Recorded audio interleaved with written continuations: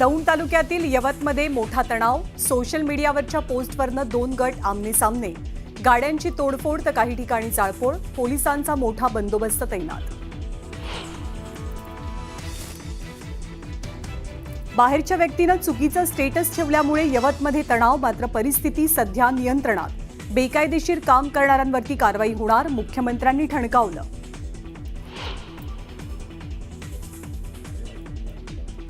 अजित पवारांनी यवतमधल्या परिस्थितीचा घेतला आढावा, अफवांवर विश्वास ठेवू नका, कायदा हातात घेऊ नका, अजित पवारांचं आवाहन। सध्या तरी मंत्रिमंडळात दुसरा कोणताही बदल दिसत नाही, मुख्यमंत्री देवेंद्र फडणवीसांचं मोठं विधान, मुख्यमंत्र्यांच्या विधानानं मंत्रिमंडळात बदलांचे संकेत धुसर।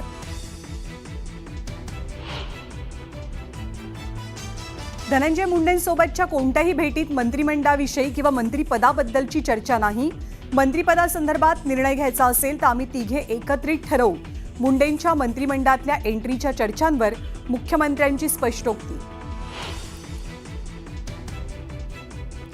परळीतील व्यापारी महादेव मुंडे हत्या प्रकरणाचा तपास जलद गतीनं करावा, आरोपींना लवकरात लवकर अटक करा, मनोज जरांगेंची सरकारकडे मागणी।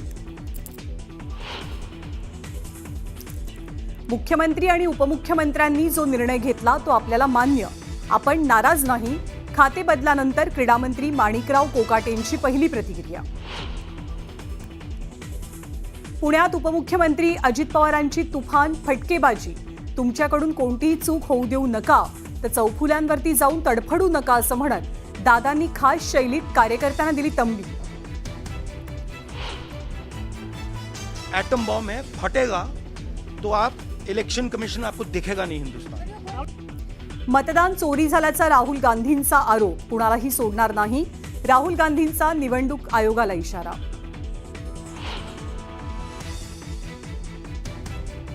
उद्या पनवेलमध्ये शेतकरी कामगार पक्षाचा वर्धापन दिन मेळावा, मेळाव्यात राज ठाकरे आणि संजय राऊत येणार एकाच मंचावर। आणि 71व्या राष्ट्रीय चित्रपट पुरस्कारांची घोषणा, नाळ 2 सिनेमाला बेस्ट चिल्ड्रन फिल्म पुरस्कार, श्यामची आईला सर्वोत्कृष्ट मराठी सिनेमाचा पुरस्कार।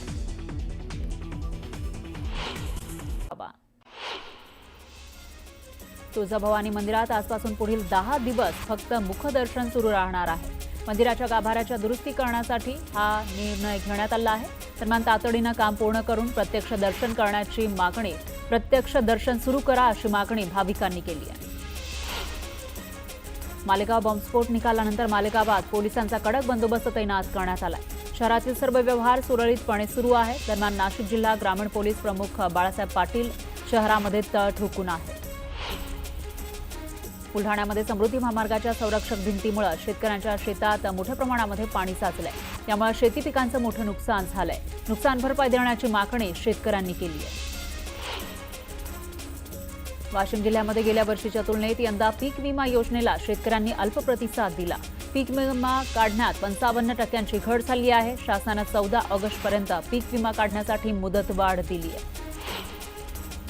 शेतात राहून कुक्कुटपालनाचा व्यवसाय आणि शेती सांभाळणाऱ्या वृद्ध दाम्पत्याच्या घरात पाणी शिरलं।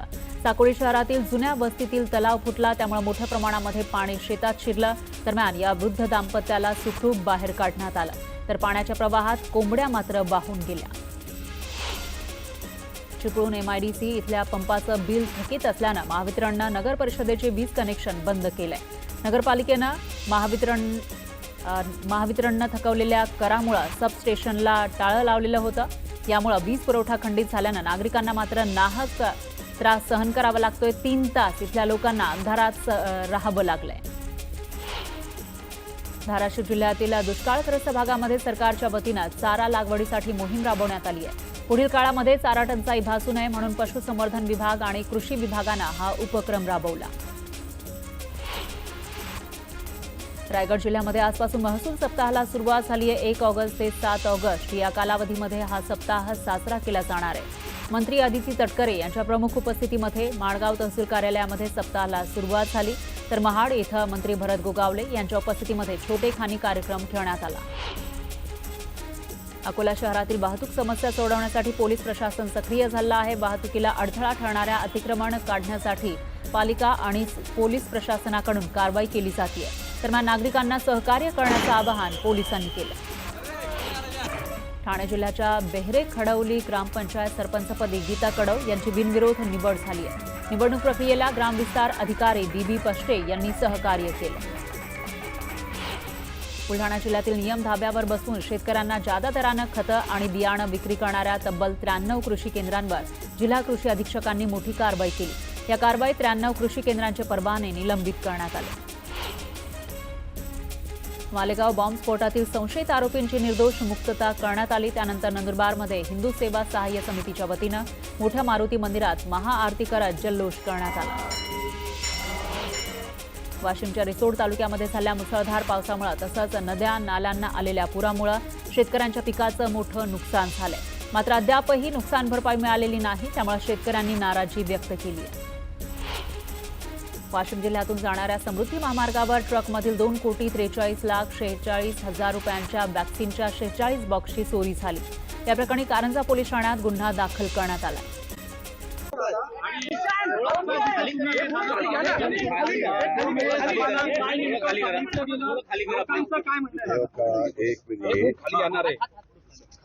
काही दिवसापूर्वी इथं घटना घडलेली होती। त्याच्यानंतर इथं येऊन लोकप्रतिनिधींनी भाषणं केली, परंतु हे सगळं झाल्यानंतर सगळं शांत होतं। कुठंतरी मध्य प्रदेशमध्ये घटना घडली आणि ती घटना घडल्यावर त्यामध्ये त्यांनी मोबाईलला एक पोस्ट केली आणि त्याच्यातनं थोडीशी गडबड इथं झाली। परंतु मी यवतकरांना, दौंडकरांना, पुणेकरांना, महाराष्ट्रातल्या जनतेला सांगू इच्छितो की पूर्णपणे इथली परिस्थिती आटोक्यात पोलीस यंत्रणेने आणलेली आहे। कोल्हापूरहून स्वतः पुलारी आमचे वरिष्ठ अधिकारी आलेले आहेत, प्रमुख पण इथं आहेत, कोल्हापूर रेंजचे पण प्रमुख इथं आहेत, त्याचबरोबर ॲडिशनल एसपी, बाकीचे सगळे बंदोबस्त आहे।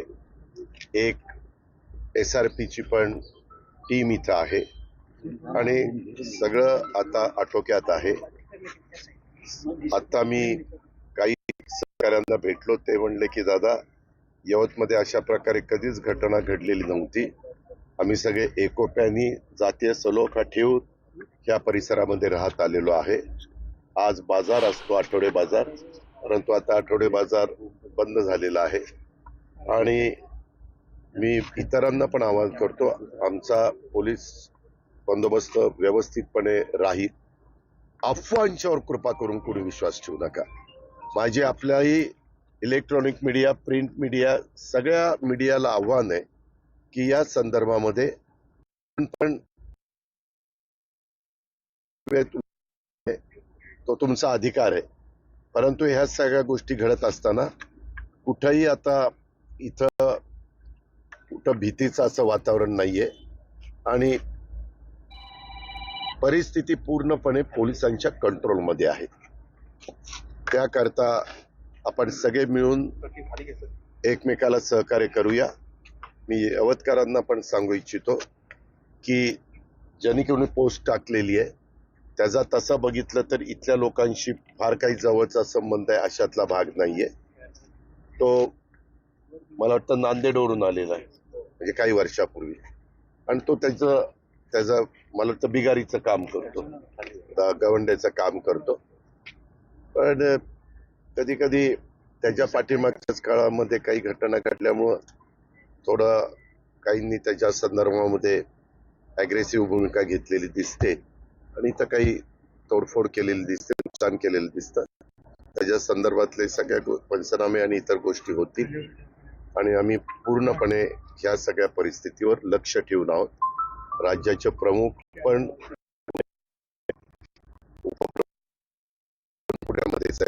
पुण्यात होतो, अजून तिथं काही कार्यक्रम आज तर आपल्या अण्णाभाऊ साठेंची जयंतीचे सगळीकडे मिरवणुका वगैरे निघालेल्या आहेत। जयंती उत्साहाने सगळेजण साजरी करतायत लोकशाहीर अण्णाभाऊ साठेंची, आणि त्याच्यामुळं अशा वातावरण असताना त्याला कुठेही आणखीन गालबोट आपल्याला लागून द्यायचं नाही। जे काही शाहू फुले आंबेडकरांचा महाराष्ट्र आहे, नेहमीच सर्वांना बरोबर घेऊन जाणारा, जातीय सलोखा ठेवणारा ही महाराष्ट्राची परंपरा आहे. ती यवतकरांची पण परंपरा आहे, ती आपण टिकूया. नुकसान काय झालं? नुकसान दोन गाड्या इथं आतमध्ये आहेत, आहेत.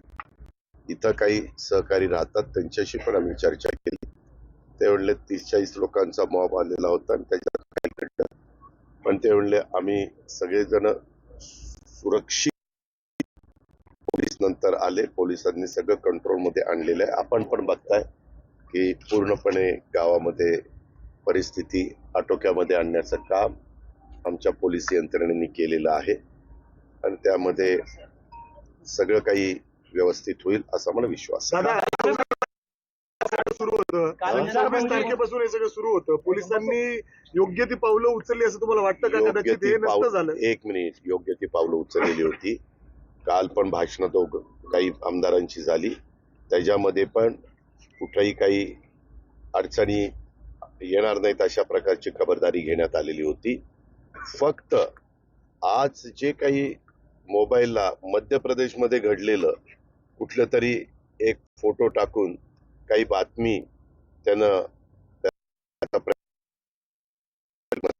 केला, त्याच्यातून पुन्हा नाकारत नाही. तुमचा कार्यक्रम आहे दादा. त्याच्या एक मिनिट, पण लगेचच पोलीस यंत्रणेने ह्या सगळ्या गोष्टी आवाक्यात आणल्यात, कंट्रोलमध्ये आणल्यात आणि आता परिस्थिती पूर्णपणे नियंत्रणात आहे. 144 लागू केलंय का आणि कधीपर्यंत? आता आहे ना, केलंच आहे ना, तुम्हाला सगळं माहिती. 144 आपण पोलीस यंत्रणा 144 कलम लागूच करते, कारण प्रत्येकाने शांततेने राहण्याच्या करता कुठं ग्रुप होऊ नये. आता तुम्ही पण 144 कलमाचं हे तोडले. 144 कलमात 5 जणच एकत्र राहावे लागतात, त्याच्यापेक्षा जास्त राहिले तर त्या कलमाचा भंग होतो. पण आता तुम्हाला कोण बोलणार, काय करणार? दादा तुम्ही कालची सभा झाली, वरवटचा कार्यक्रम होणार आहे का? कालची सभा जनआक्रोश झाली, हा. त्या सभेला 144 लागू होतं. काल यवतमध्ये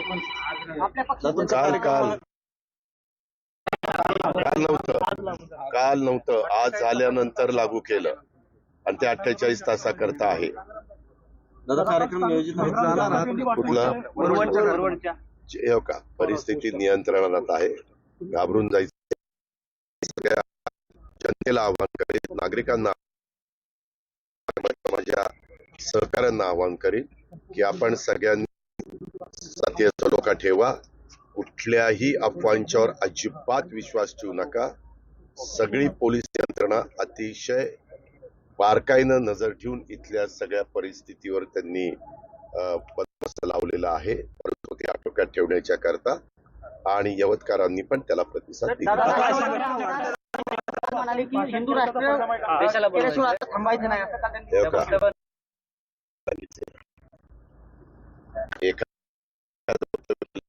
पक्षाची ती भूमिका नसते. मी 100 वेळा तुम्हाला सांगितलेलं आहे. या संदर्भामध्ये आमची भूमिका शिवशाहू फुले आंबेडकरांच्या विचारधारेशीच आहे, सेक्युलर विचारधारेचीच आहे. शेवटी सगळ्यांनी शांतपणे विचार करून त्याच्यातनं